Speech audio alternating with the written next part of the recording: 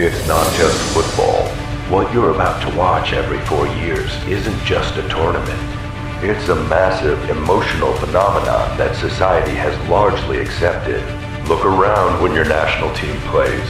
People shouting, crying, fighting, hugging complete strangers as if they were family.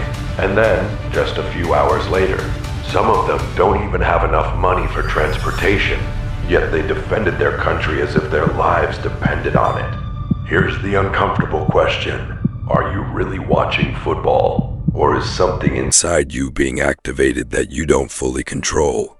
The World Cup doesn't just move teams.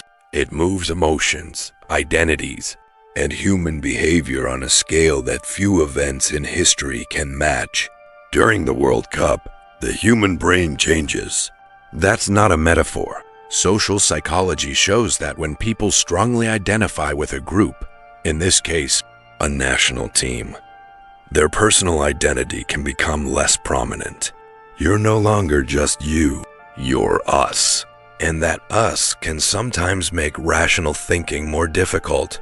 When your team wins, your brain releases dopamine, a chemical associated with pleasure and reward. But something even deeper happens.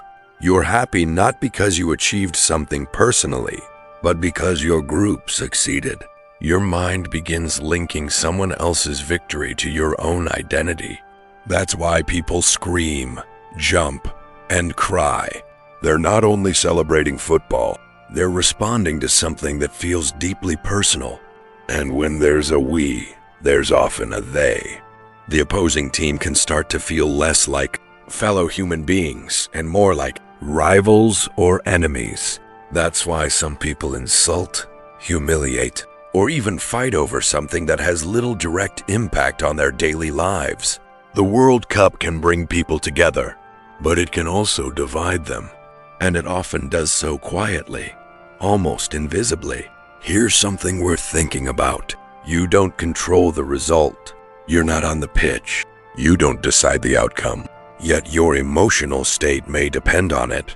A single goal can make your day or ruin it, and most people never question why. How can something completely outside your control have so much power over your emotions? The World Cup isn't only a sporting event. It's one of the world's biggest attention magnets.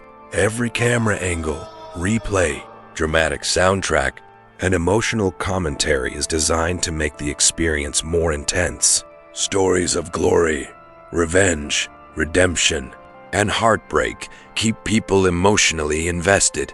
And when emotions run high, critical thinking often takes a back seat. Off the screen, there are families arguing over matches, friendships becoming tense, people losing emotional control over 90 minutes of competition. Then the next day, life continues. Work is still there, bills are still there, problems are still there. But emotionally, something has changed. Human beings have a deep need to belong. Long ago, belonging to a tribe meant survival.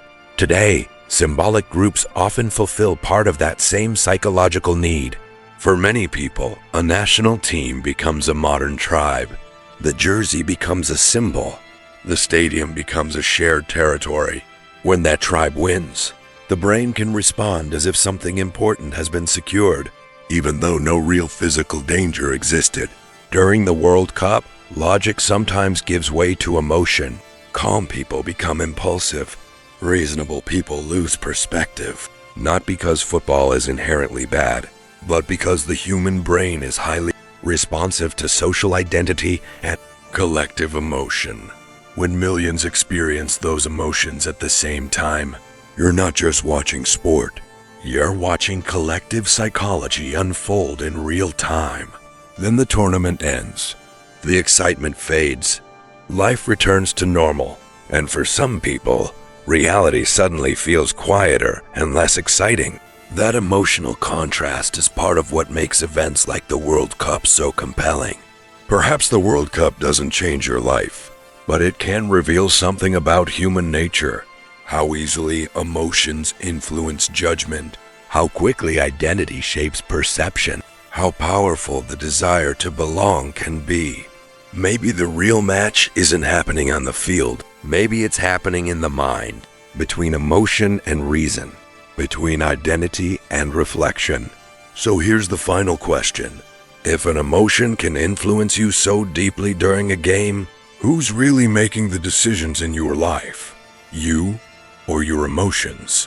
If you'd like to keep exploring how emotions shape the way we think about sports, politics, and society, stay tuned for the next video.